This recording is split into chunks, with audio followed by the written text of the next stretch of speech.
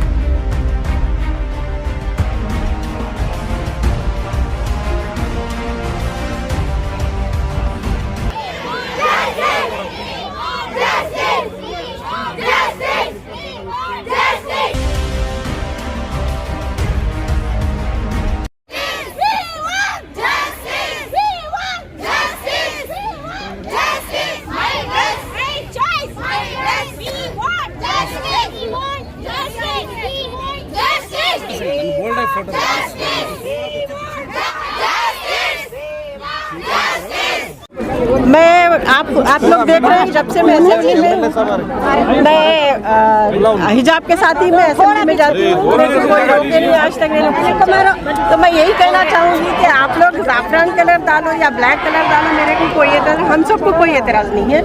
हमारा हक जो है हमारा बुर्खा पहनने का है, जो हिजाब पहनने का है, आप उसको नहीं रोक सकते, क्योंकि बाबा साहब अम्बेडकर ने जो संविधान बनाया है उसमें हर एक को हक है, अपनी आज़ादी का हक है, जो चाहे पहन सकते हैं। आप देखिए कॉन्वेंट में देखिए, आप जो बच्चा पैंट पहनना चाहते हैं, ये लोग का तो कल्चर है, क्रिश्चियंस है वो लोग, उन लोगों का कल्चर है स्कर्ट्स पहनने का। अगर मुस्लिम बच्चे ये चाहते हैं कि शलवार या पैंट पहन के जाना चाहते तो वो लोग अलाउ करते हैं कॉन्वेंट में भी।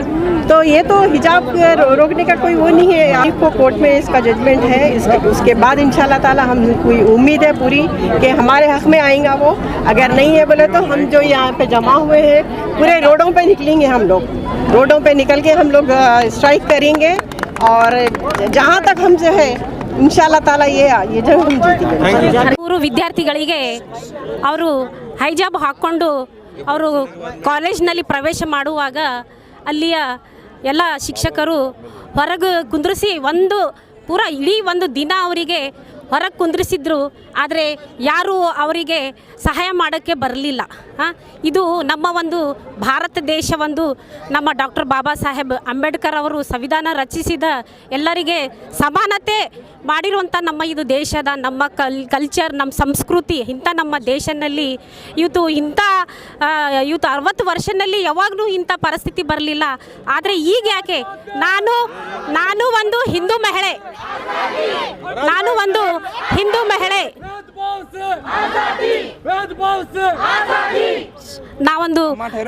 ಹಿಂದೂ ಮಹಿಳೆ. ಈಗ ನಾಳೆ ನಾನು ಮಹಾನಗರ ಪಾಲಿಕೆ ಸದಸ್ಯ, ನನ್ನ ಬಂಜಾರ ಕಾಸ್ಟ್ಯೂಮ್ ಹಾಕ್ಕೊಂಡು ನಾನು ನನ್ನ GB ಮೀಟಿಂಗ್ನಲ್ಲಿ ನಾನು ಉಡುಗೊರೆ ಹಾಕ್ಕೊಂಡು ಹೋಗಿದ್ರೆ ನನಗೆ ತಡಿತೀರಾ ಅಲ್ಲಿ ನೀವು? ಇಂಥವೇ ಎಲ್ಲ ನಾವು ಸಣ್ಣ ಚಿಕ್ಕ ಪುಟ್ಟಕ್ಕೆ ನಾವು ಯುವತಿ ನಾವು ಎಲ್ಲ ನಿಂದಿಸ್ಬೇಕು. ನಾನು ಒಂದು ಹಿಂದೂ ಮಹಿಳೆ, ನನ್ನ ಸಿಂಧೂರ್ ಹಾಕ್ಕೊಂಡು ನನ್ನ ಕಾಲಿನಲ್ಲಿ ನನ್ನ ಕಾಲು ಉಂಗುರೆ ಹಾಕ್ಕೊಂಡು ನಾನು ಅಲ್ಲಿ ಮೀಟಿಂಗ್ನಲ್ಲಿ ಹೋಗ್ತೇನೆ. ಆದರೆ ನೀವೆಲ್ಲ ತಾವು ನನಗೆ ಅಲ್ಲಿ ತಡೆ ಮಾಡ್ತೀರಾ, ತಡೆ ಮಾಡಿ ಬೇಗ ಬನ್ನಿ, ನಾನು ನಮ್ಮ ಮಹಿಳೆಯರಿಗೆ ಹೆಂಗೆ ತಡೆ ಮಾಡ್ತೀರಿ ಅಂತ ಕೇಸಿ ಬೇಟಿ ಹೂ ಲಡ್ ಸಕ್ತಿ ಹೂ, ಮೈ ಚಾಯ್स माई ड्रेस. Thank you. जो सैयद बारे एजुकेशन इंस्टीट्यूशन चला रहे हैं हमारे कॉलेज या पूरे दुनिया के इंडिया के कंट्री में, ये हम यही प्रमोट करेंगे कि एक लड़की को उसके हिजाब के साथ उसका एजुकेशन अवेल करना चाहिए. आज की डेट में कितने सारे लड़कियां हिजाब पहनकर मार्स में जाती हैं, मार्स से आने के बाद आसमान में जाते हैं, साइंटिस्ट बनते हैं. हिजाब पहनकर जब लड़की वापस आती तो इंडियन गवर्नमेंट उसकी आरती उतारते हैं. तब कोई नहीं कहता कि हिजाब निकालने के लिए. ये एक हिजाब एक लड़की की इज्जत है और मुस्लिम कल्चर में हिजाब उसकी वैल्यू, उसकी डिग्निटी, उसका रेस्पेक्ट है. ये रेस्पेक्ट उतारकर एजुकेशन हासिल करना क्योंकि तो कौन सा भी गवर्नमेंट उसको प्रमोट नहीं करना चाहिए. कॉन्स्टिट्यूशनल राइट नहीं है. हमारी इंडियन डेमोक्रेसी में इक्वालिटी, सेक्युलरिज्म, फ्रेटर्निटी, ये सभी को हम वैल्यू देते हैं. तो तब हम ये पॉइंट पे हम अपने लड़कियों को हिजाब निकालने के लिए कैसे गवर्नमेंट इसको प्रमोट कर सकता है. आप सब, मेरा ये प्रोटेस्टेशन सारे गर्ल चाइल्ड एजुकेशन के लिए है कि ये गर्ल चाइल्ड एजुकेशन में उनको हिजाब पहनकर विद राइट हिजाब पहनकर उनको आगे क्लास में छोड़ने के लिए परमिशन देने चाहिए. प्रोटेस्ट करना इतना जरूरी है क्योंकि ये बात हमारे कौम की लड़कियों के ऊपर आई है. कमजोर समझता है, जालिम समझता है कि स्टूडेंट कमजोर है, लेकिन हम उसे बताना चाहते हैं कि हम मजबूत हैं.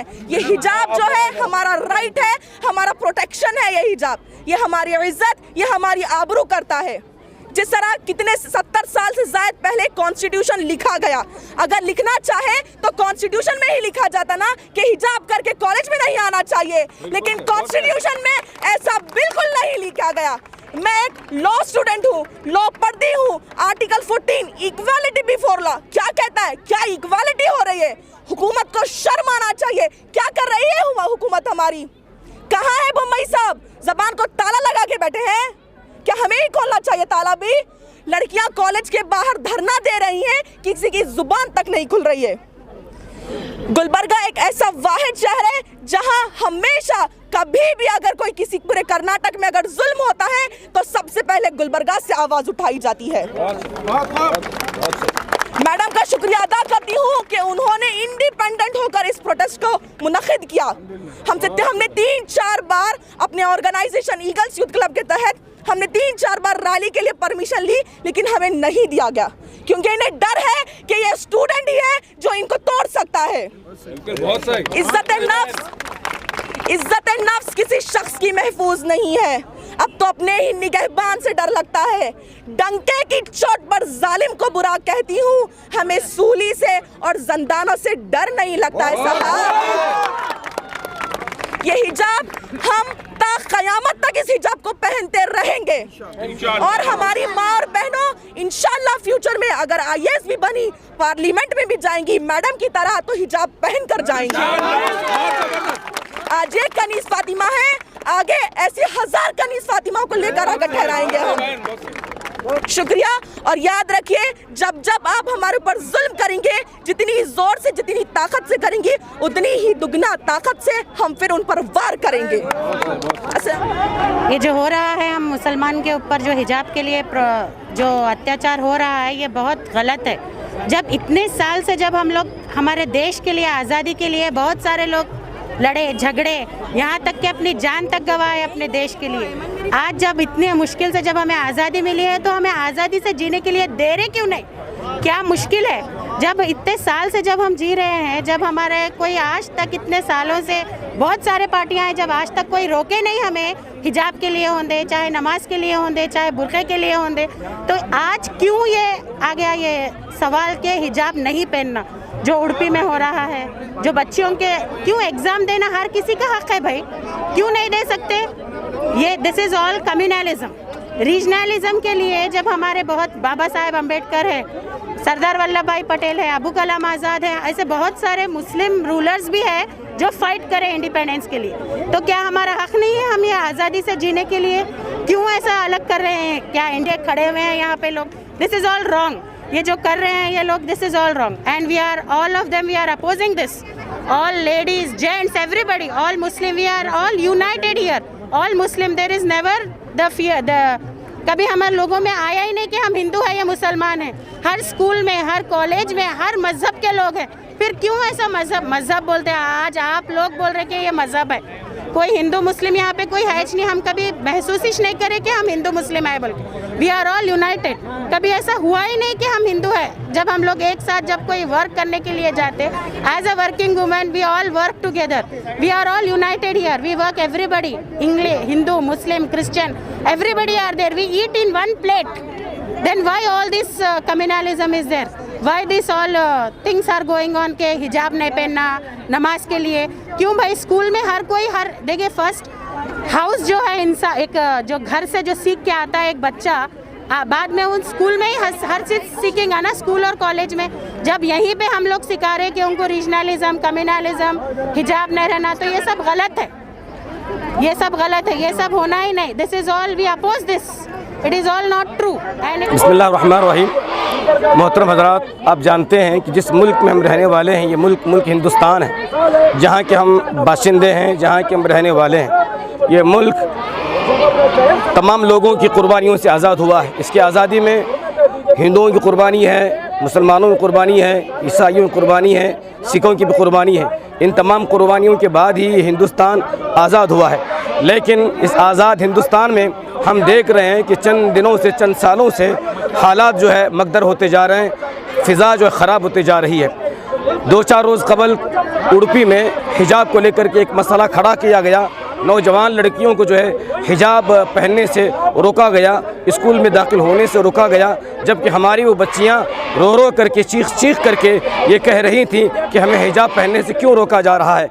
जबकि हम LKG से, UKG से, फर्स्ट से तालीम हासिल करते करते हमने 10th की तालीम हासिल की, PUC तक हम पहुँच गए, कॉलेजेस में हमने दाखिला ले लिया है।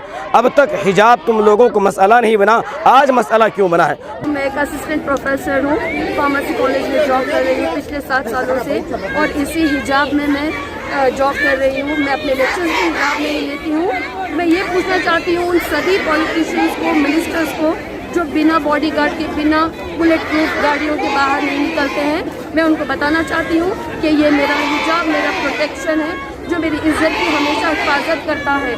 तो ये प्रोटेक्शन के बिना मैं बाहर नहीं निकल सकती, और इस प्रोटेक्शन को कोई भी मुझे पहनने से मना नहीं। वही पूछना चाह रही हूँ, जो कोई भी इसके अगेंस्ट है हिजाब के, उन सब से मेरा ये सवाल है, ठीक है, जो लड़की हिजाब पहन रही है वो एक्चुअली अपनी इज्जत की हिफाजत कर रही है।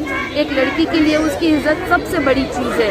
हमारी इज्जत है, हिजाब हमारा राइट है। We want justice. हिजाब इज आवर फंडामेंटल राइट। आज हमारा यहाँ आने का मोटिव है कि हमारा हक हमसे जो छीन रहे हैं वो हमें वापस लेना है। वो हम कभी किसी हाल में छोड़ने वाले नहीं हैं, ना हम कभी किसी से डरे थे, ना कभी डरेंगे।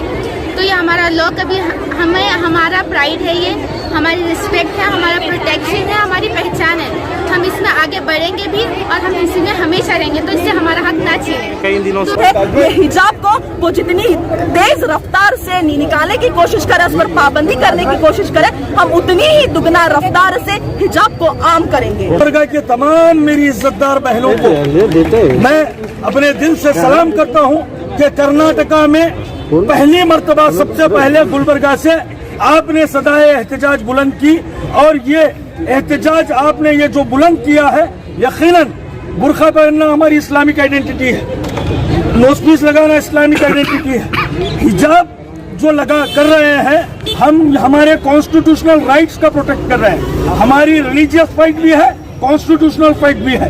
वो कॉन्स्टिट्यूशनल फाइट करने के लिए जो हमारी बहनें आगे आई हैं गुलबर्गा की, उन बहनों को मैं सलाम करता हूं।